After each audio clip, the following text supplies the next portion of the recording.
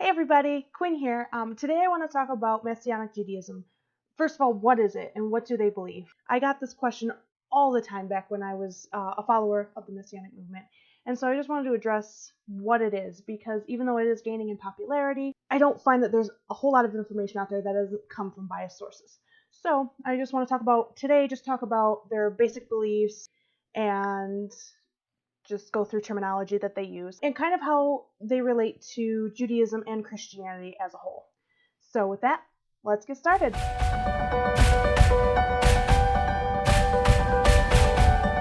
So what is Messianic Judaism?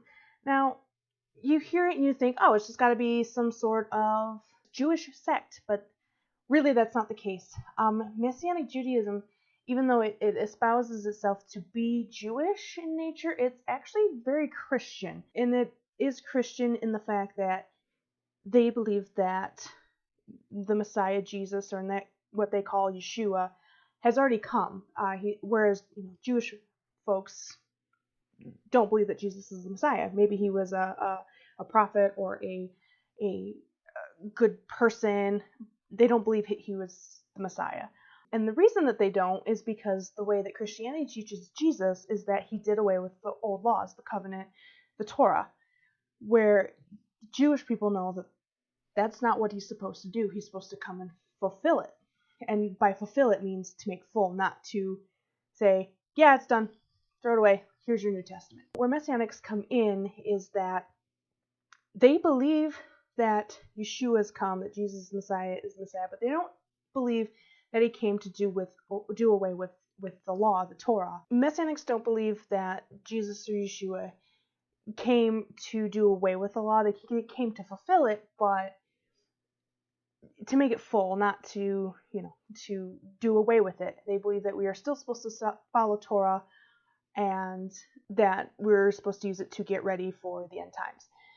Now, because they believe that Jesus, Messiah, Judaism's like, that's not us. This is not us. You guys are Christians masquerading as Jewish people, which kind of is the truth, because they are evangelical. Just because they have a base in Torah and wanted to keep the old laws doesn't mean that they're Jewish. And I hear a lot of talk from people outside the Messianic movement that it's Jewish, it's people who are Jews that believe in Jesus.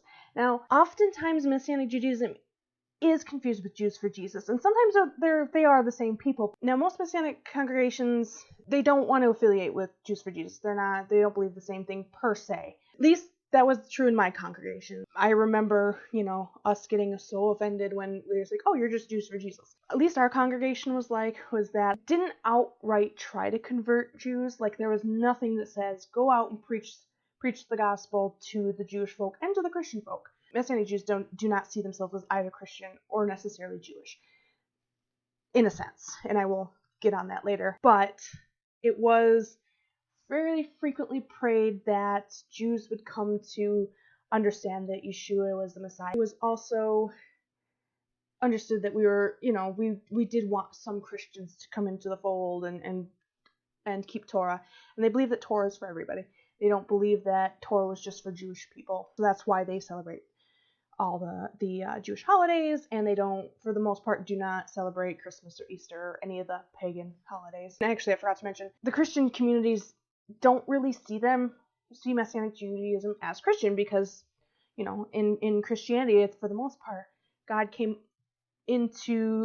sent Jesus to fulfill the laws, but fulfill as in do away with. Like, okay, those are done, here's your new laws. Messianic Jews kind of find themselves in this weird limbo between not Christian and not Jewish. So it's kind of its own little thing. It kind of combines both into one. So what else do they believe? Obviously, like I said, they believe that Jesus was the Messiah. And they do believe that Torah is for everybody. They also believe, and this was very true in my congregation, that we are in the end times, or getting ready to go into the end times. And I heard this the entire 10, 11 years that I was involved with it. The end was coming, and that we had to use the Torah. The Torah and the feasts and the festivals were a way to prepare us for the Great Tribulation. And they did not believe in the rapture. They don't believe in the rapture. They believe that all believers have to go through this period of tribulation in order to do their thing. So the Messianic congregations that I was involved in very, very heavily leaned on preparing yourself, preparing your home, preparing your heart, preparing your families for the day that we have to flee into the woods. I mean, that's essentially what it is. And my congregation spoke about, some people are going to just surrender and they're going to die in these camps. Others were going to take up arms and fight, and we're going to die in a battle. Whereas us, this other group, we're going to flee into the woods and hide out for this whole time, just trusting God that He's in our camp and that He's going to protect us. And then we would live through the whole thing and we wouldn't die. We would be the only people that would enter heaven, other than, I think, Ezekiel. I don't remember. It's been a long time. But anyway, we would be the only other ones to have entered heaven without actually dying first. So that's their main focus, at least when I was involved, was the end times. So you got to get a mix of a tiny bit of Judaism, which they really appropriated Judaism, and threw all the crazy evangelical extremist stuff into one group, and it's fun. Most of them are preppers, or at least have some sort of end of the world plan.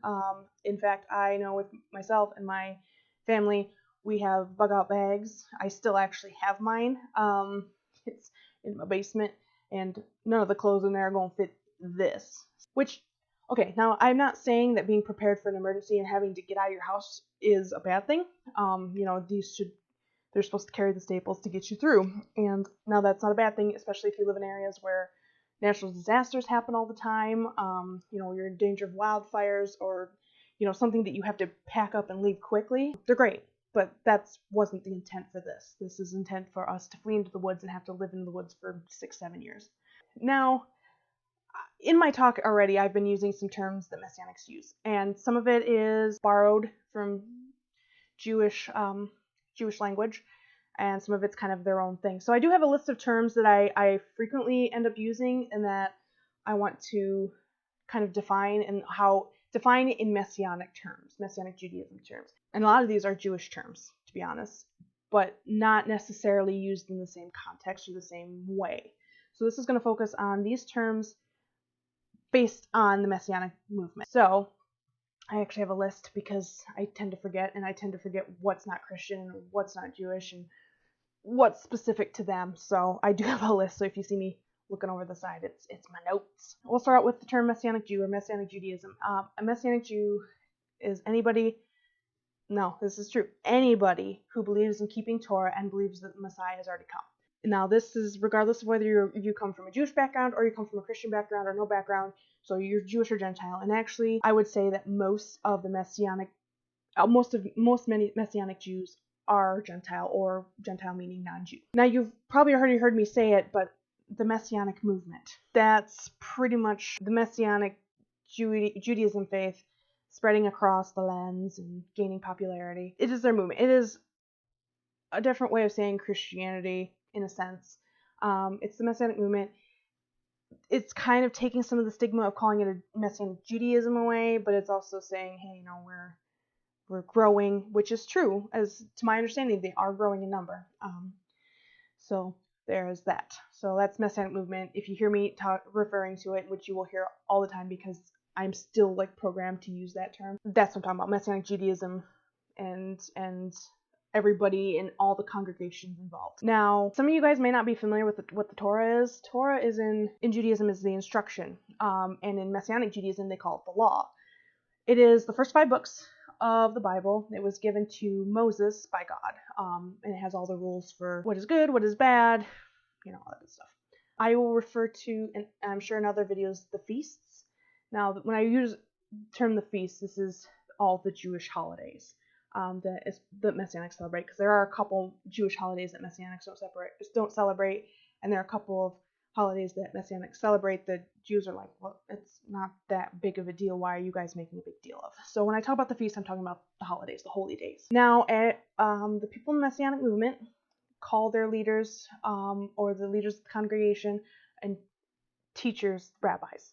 That is a Jewish term meaning teacher, but Messianics kind of take it a step above, and it means the leader of the congregation. To my understanding and my knowledge back when I was in it, there were no female teachers or no female rabbis that I knew of. Messianic Judaism takes a very conservative approach, and that it should just be the men teaching. I already went over this, but Yeshua is Jesus, or the Messiah. Now, God is God himself, the big picture God, is referred to in a few different ways. Adonai, Elohim are some of the terms that are used to describe God, or to name God. A lot of times in the Messianic movement, you'll see YHVH, Yod He Vav He, and that is believed to be God's secret name, his holy name, and that you're not supposed to utter it just all willy-nilly, like I just did. And Hashem is often used in place of Yod He Vav, and it means the name, so it refers to God's holy name, God's secret name. So if you ever see that, that's what that's referring to. Shabbat, it just means the Sabbath. Now, like Jewish people, Messianics celebrate their Sabbath Friday night to Saturday night. That is their holy day, their day of rest. Shalom, you'll hear all the time, just means peace. It's usually said as a greeting or a parting. I want to make a full disclosure too. My husband is actually Jewish, so some of this information I've got from him. He's a Reformed Jew, and so some of this information is just from going to his synagogue and stuff like that. You'll hear Messianics refer to the Shema, and it's a hear, listen. It's a prayer that usually starts or ends, depending on the congregation, a worship.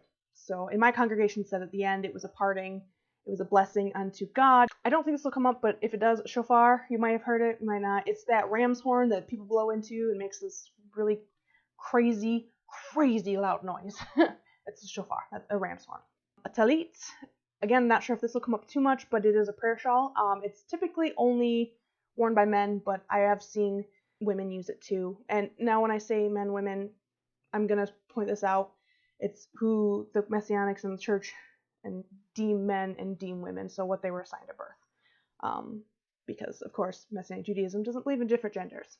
So then you have the kippah or the yarmulke. That is the little thing that sits right here. It's usually worn by men, and it's supposed to be done in, reverence and humility. It's a head covering. Women usually wear scarves, at least in the Messianic movement. The women wear headscarves, and not hijab and stuff. Not quite that kind. It's just whatever, just some sort of scarf that covers your hair. Messianics use the term believer. They don't have a thing of, you're a Christian, so, you can say I'm a Messianic Jew, but that also has, taking the term Jew has it has a very anti-Semitic context to it. It's been used very in anti-Semitism and stuff. So believer is a nicer way of saying, Messianic believer. And a lot of times that's what they'll say too, is a Messianic believer. Messianic believer in Yeshua the Messiah. So that's another thing that they do. When addressing other believers, brother and sister are pretty much common. So you can say brother so-and-so or sister so-and-so. Brothers and sisters in Christ, that kind of thing. They do use that. Now, I don't know if that's true across all congregations, but it is true about the one that I went to. Which brings another point, congregation. You keep hearing me say congregation. Messianic Judaism doesn't call their gathering churches or synagogues, because those have their own thing. They have their own connotation. They go by congregation. So when you hear me talk about a Messianic congregation or the congregation, essentially the church service, the group of people in that area that go to this place and, the worship. It's their church, it's their synagogue, it's their congregation. That's what that is. Messianic Judaism is very big into covenants, and covenant is an oath or a promise. So they talk about the Old Testament being a covenant with God's people.